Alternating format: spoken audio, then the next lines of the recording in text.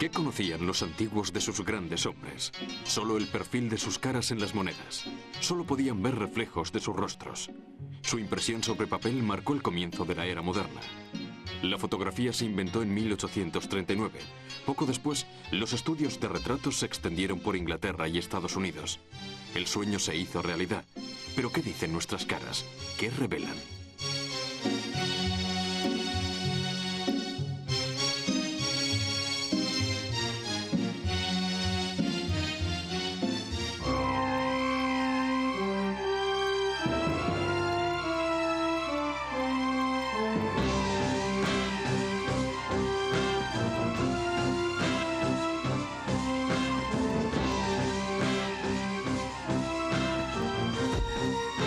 Historia de la fotografía.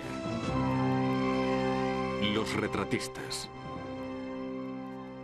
En 1843, David Hill, un pintor de Edimburgo, visitó el estudio de calotipos de Adamson y le sugirió una asociación que duraría hasta la muerte de Adamson en 1848 a la edad de 27 años.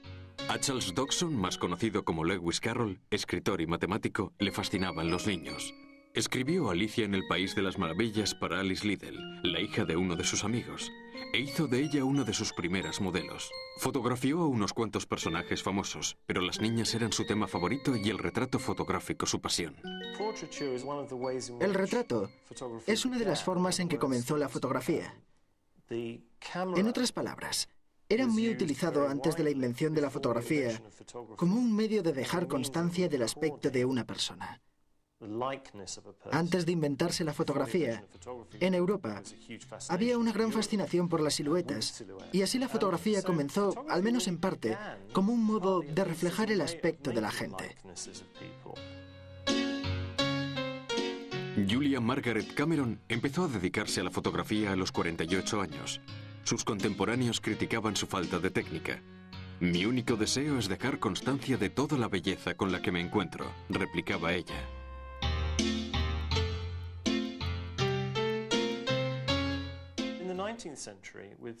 A mediados del siglo XIX, la fotografía de retratos desempeñaba una función muy similar. Mostraba la posición social de la persona fotografiada, y esa persona quería ser retratada de un modo que reflejara su poder, su influencia, su prestigio. La gente quería enviar retratos suyos a sus seres queridos, y era una época en la que había muchos matrimonios concertados, así que tener un retrato era importante. Además, en aquella época, había unas tasas de mortalidad bastante elevadas. Los bebés morían, los niños morían a menudo. Así que había una fascinación por conservar un recuerdo del aspecto que tenía una persona, como un modo, si se quiere, de recordarla. Cameron se esforzaba por conseguir la dramática intensidad de los cuadros antiguos.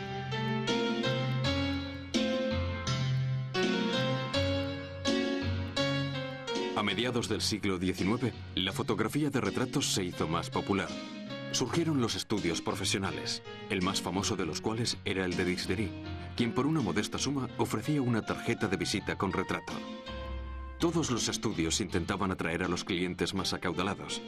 Por ejemplo, Nadar se trasladó al prestigioso Boulevard des Capucines. Fue el inventor del retrato fotográfico psicológico.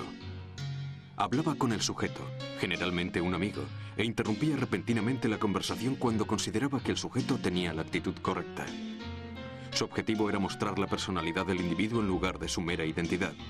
Los grandes hombres de la época consideraban imprescindible hacerse una fotografía.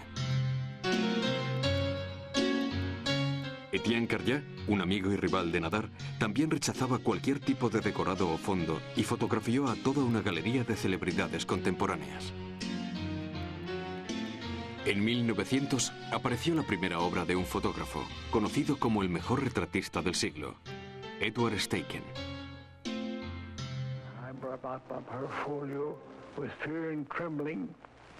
Yo llevaba algunas fotos mías y Rodin las miró. Le interesaron mucho y dijo unas cuantas cosas agradables sobre ellas. Así que, mostrando un gran entusiasmo, le dije: la mayor ambición de mi vida, maestro, es hacerle una foto. Y él me puso la mano en el hombro y dijo: ¿Lo veis? El entusiasmo todavía no ha muerto en este mundo. Fue muy agradable. Aún puedo escucharlo hoy. El conde Maeterlinck, el dramaturgo simbolista belga, escribió sobre él: el sol nos ha revelado su capacidad para hacer retratos de objetos y seres con más rapidez y precisión que la pluma. Pero hoy parece que la razón ha encontrado un defecto a través del cual puede penetrar en el misterio de esta indescriptible fuerza y animarle a decir cosas que todavía no han sido expresadas en el nebuloso mundo de la gracia, la belleza y la verdad. Comenzó siendo un fotógrafo artístico.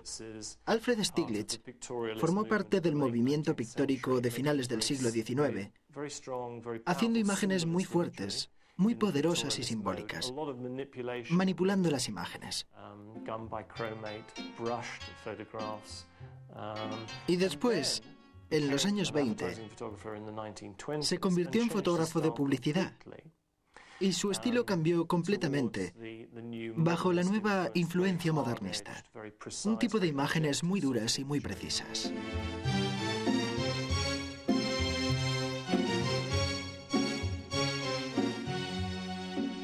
Greta Garbo salió del decorado y el director dijo: tienes solo 5 minutos.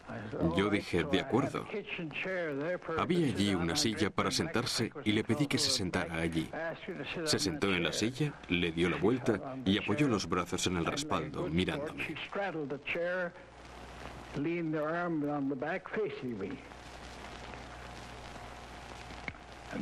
Entonces empecé a hacerle fotos y ella giraba la cabeza hacia un lado y movía la cabeza así. Y esa no era la Garbo en la que yo estaba interesado. Esa era la Garbo de Hollywood. Así que le dije: es una lástima que tengamos que hacer las fotos con todas esas cosas, con el peinado que llevas y todo eso. Es un peinado de Hollywood. Ella dijo: oh, este pelo. Se llevó las manos a la cabeza y se retiró el pelo. Y así fue como le hice las fotos. Y esas son las únicas imágenes de Greta Garbo que yo he utilizado.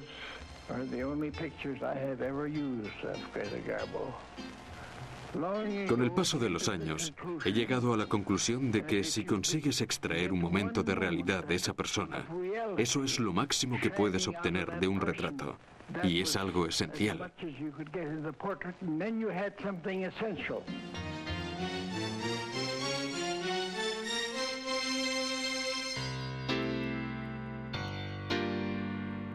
El dinamismo del periodo de entreguerras, combinado con el nacimiento de los mitos del cine, generó un nuevo interés hacia los retratos. En la década de 1930, en Estados Unidos, los estudios de Hollywood querían convertir en personajes a sus estrellas. Las consignas eran glamour y misterio, para conseguir el sueño absoluto, el paraíso artificial de la seducción.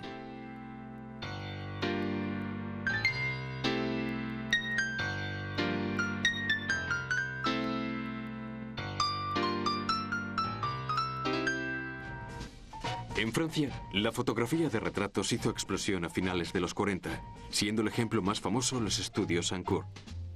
El crítico Roland Barthes llegó a decir: en Francia no eres actor hasta que has sido fotografiado en Ancourt. En su panteón de estrellas, todos los personajes eran fotografiados con el mismo ángulo de cámara y la misma iluminación.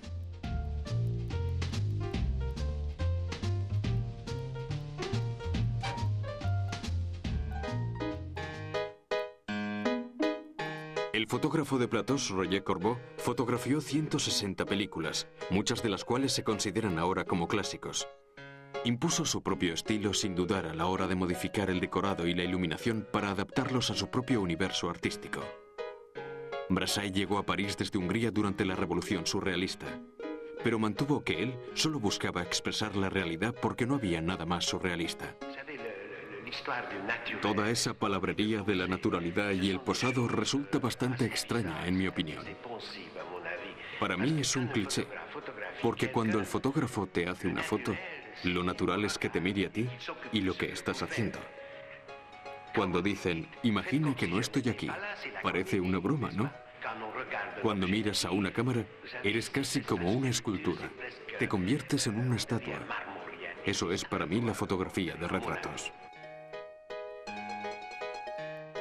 Brassai fotografió la vida nocturna parisina antes de dedicarse al París diurno, pero siempre estuvo interesado en retratar atmósferas y momentos mágicos con sinceridad.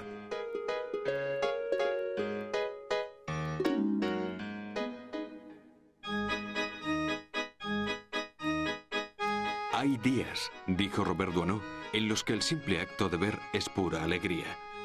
Aunque arregló algunas escenas, a Doisneau le gusta definirse a sí mismo como un recolector de imágenes. Aislaba fragmentos de tiempo en situaciones banales en las que la vida cotidiana parecía liberarse de sus ataduras. Es cierto, añadió, que a veces tomo prestado el tesoro escondido que poseen sin saberlo mis contemporáneos y debo admitir que esto me hace las cosas mucho más fáciles. Te colocas en posición y esperas a que la gente aparezca en la pequeña caja negra. Ocurre por sí solo. Nací en los barrios bajos de los suburbios. Siendo niño, ya era consciente de su fealdad. Los suburbios están sufriendo actualmente grandes cambios. Una nueva fealdad está reemplazando a la vieja fealdad. Pero para mí, la gente es muy hermosa en medio de ese entorno absurdo.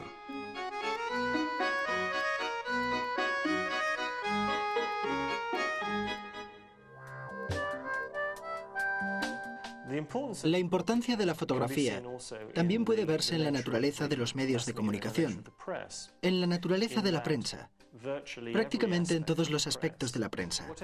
Sea cual sea la historia, la gente quiere personalizarla.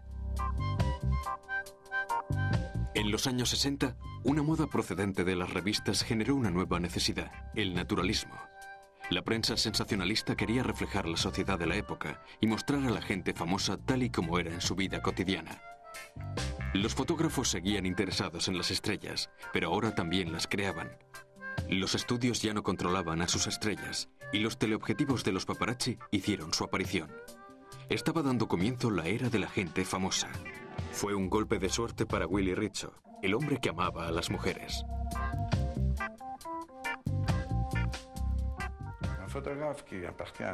Si el fotógrafo de un periódico tiene una cita a una hora determinada, tiene que encontrar el talento a las 3 de la tarde, digamos, porque ha de hacer unas fotos. Hace las fotografías y las lleva corriendo al periódico. No puede repetir la sesión. Las fotos tienen que ser buenas, eso es todo. No puedes decir, oh, esto no ha funcionado, no me sentía bien, estaba cansado, me acosté tarde. Eso está fuera de dudas.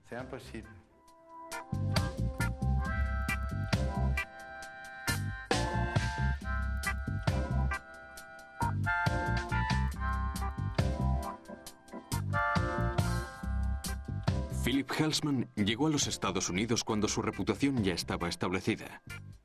Sus fotos de celebridades aparecieron en la primera plana de incontables periódicos. Hizo más de 100 fotos de portada para la revista Life.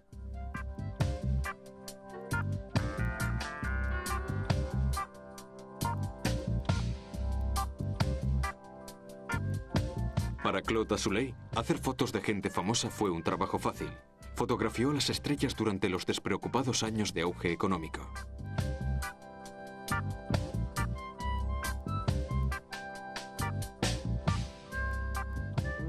Lo que es muy interesante en el retrato es que siempre ha sido utilizado para una gran variedad de propósitos. Tiene un significado social, económico, político. Están implicados todos esos aspectos. Los retratos de las celebridades, de los famosos, de los poderosos, eran muy ampliamente distribuidos, muy vistos, y tenían influencia en el modo en que la gente fotografiaba a los individuos corrientes. Así que ha habido modas en el retrato. Los políticos también se dejaron fotografiar.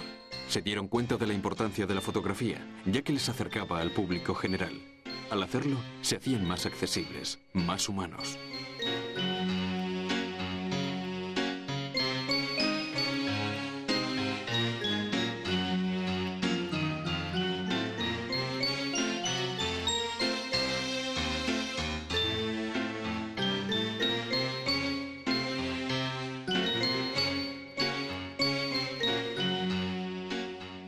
En esta foto, Churchill parece un decidido belicista.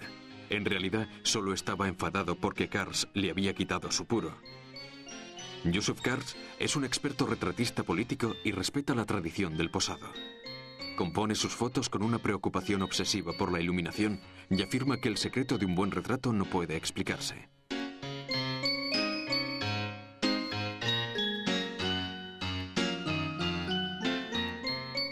Otro retrato posado de Seydou Keita, cuyas fotos conforman una perspectiva histórica de la sociedad de Mali.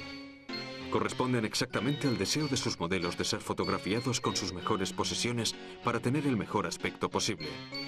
Para Seydou Keita, la fotografía es arte y el arte es belleza. Muchos fotógrafos de retratos de Nueva York proceden de Harper's Bazaar y de Vogue. Famoso por su perfeccionismo, Irving Penn introdujo una distancia entre él y los sujetos. Los observa, pero no desea conocerlos. Siempre les fotografía sobre un fondo gris uniforme, sin ningún efecto especial.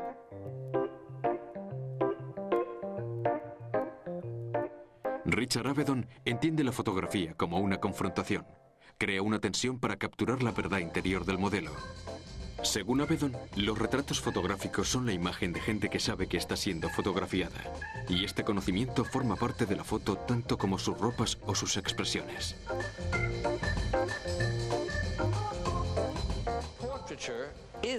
La fotografía es actuación, porque parece insinuar una especie de luz que oculta la auténtica realidad del sujeto. Pero eso no es todo, va mucho más allá. El hecho es que no se puede captar la auténtica naturaleza del sujeto eliminando todo lo que le rodea. Solo se puede llegar más allá de ese circo trabajando con ese circo. Lo único que se puede hacer es manipular ese circo, los gestos, los trajes, las expresiones, de un modo radical y correcto.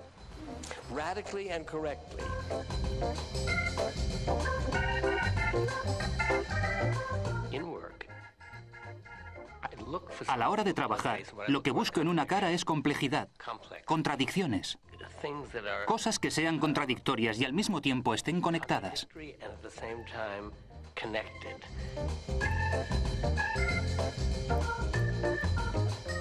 Los retratos deben estar llenos de vida, y nada debería distraerlos de su visión. Deben usarse los mismos fondos neutrales que en el mundo de la moda para permitir al espectador concentrarse en el sujeto.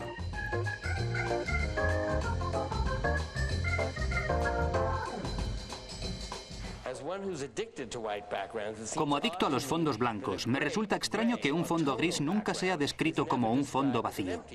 Con un fondo blanco es muy difícil evitar que los elementos gráficos tomen el control.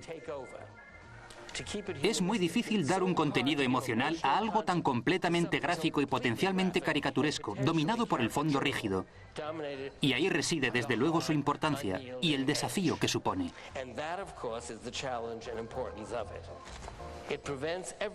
Evita que todo el mundo, el artista, el espectador y el modelo utilicen una presencia, elijan un entorno, su casa, su biblioteca, la silla cómoda como un medio para comprenderse.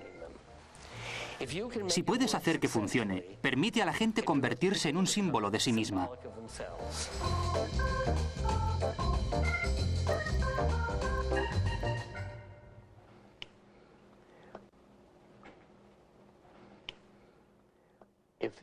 Si esto fuera uno de estos retratos antiguos en mármol, ¿crees que actuarías de un modo diferente?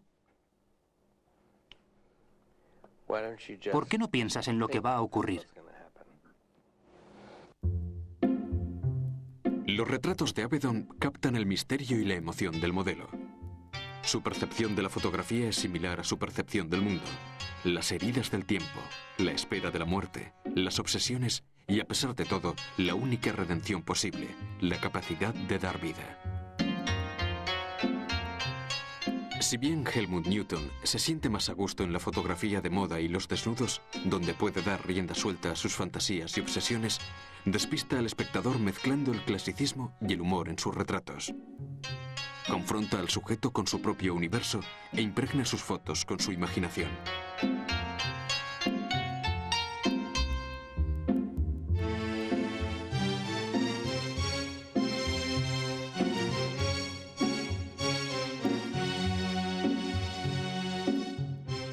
Según Jean-Luc Sieff, la fotografía solo muestra las apariencias externas. Una cara puede parecerle triste a una persona, aburrida a otra y tranquila a una tercera. Para interpretar una imagen, nos remitimos a nuestra imaginación, nuestros recuerdos y nuestros gustos. En los años 80 apareció un tercer estilo entre la tradición y la modernidad. El estilo de Peggy Sirota es sencillo y sin pretensiones. Le gustan las fotos que evocan una sensación de libertad. Además de sus trabajos en moda y publicidad, ha hecho retratos de todas las estrellas de Hollywood, intentando verlas con una mirada fresca. Atribuye su creatividad a su falta de conocimientos técnicos y solo pretende hacer una cosa con su obra: provocar emociones. Dominique Isserman comenzó a hacer fotos durante el rodaje de las películas de Jean-Luc Godard. Después se pasó a la moda y a la publicidad y se convirtió en una de las fotógrafas preferidas de los personajes públicos más importantes del mundo. Bettina Reims era famosa por sus trabajos en moda y publicidad antes de embarcarse en un proyecto más personal: abordar la violencia profunda y escondida de la mujer. Lo que me gusta de la fotografía es que las cosas nunca son lo que parecen. Bettina Reims juega con la dualidad de la vida, masculino y femenino, ternura y dureza. Su serie de personajes andróginos es deliberadamente ambigua. En una sesión de fotos, dejo mucho espacio a la espontaneidad. A veces la gente se ríe o llora, hace cosas que no quiere hacer. Pero cuando fotografío estrellas, ahora no lo hago mucho, pero cuando lo hago, las estrellas tienen derecho a elegir qué fotos pueden publicarse. De este modo, hay una especie de impunidad en una sesión de fotos, porque saben que pueden llegar demasiado lejos y después pueden censurar algunas fotos, lo que puede resultar muy frustrante para mí.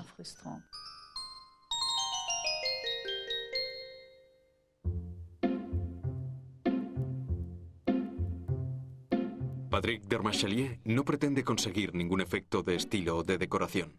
Sus fotografías de la princesa de Gales nos la muestran tal y como siempre la recordaremos.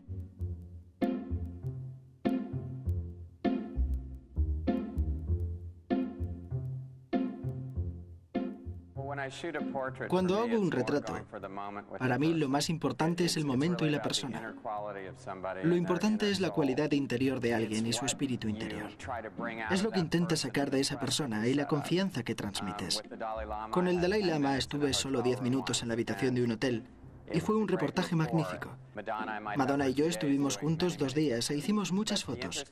Pero lo más interesante es dejar que las personas sean ellas mismas y ser consciente de que, en muy poco tiempo, tienes que hacer un reportaje e ir a por ese momento, ir a buscar una fotografía. Así que para mí, en el retrato, lo importante es permitir que la persona se manifieste en la fotografía.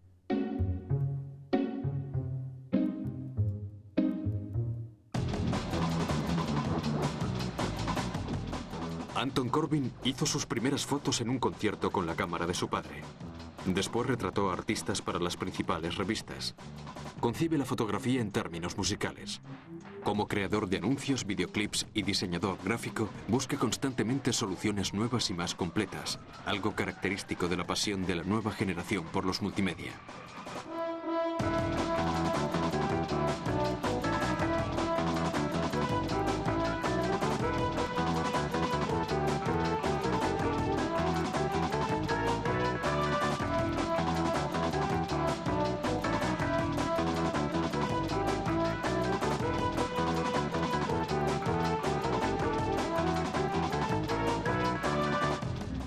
François-Marie Vernier empezó dibujando.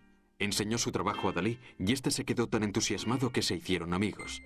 El joven prodigio tenía 15 años en aquella época. 4 años después publicó su primera novela, Résidence Secondaires, que estableció su reputación en el mundo literario. Su tercer don es la fotografía. Sus retratos son encuentros casuales o acontecimientos preparados que tratan sobre el amor, la soledad y el paso del tiempo. Al principio hacía fotografías para recordar cosas inolvidables y caras que temía que se me borraran.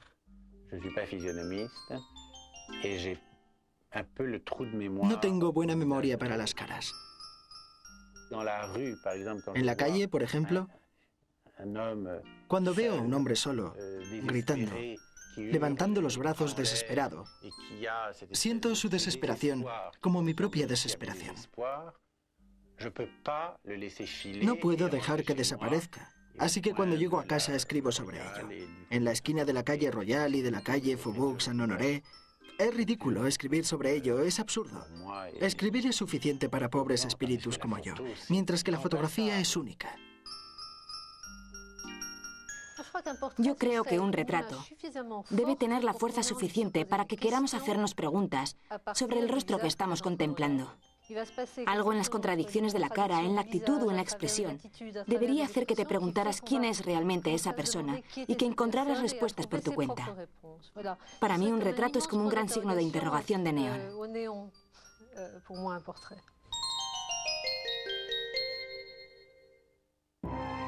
Preparaos, modelos. La máscara está a punto de caer. El retratista, escultor de vuestras caras, permite que otros vean de cerca la textura de vuestra piel. Permite que sus ojos miren a los vuestros y busquen las arrugas de vuestro ser interior. Y sin embargo, gracias a esos retratos, ya sean fruto de la casualidad o del diseño, qué placer existir para siempre.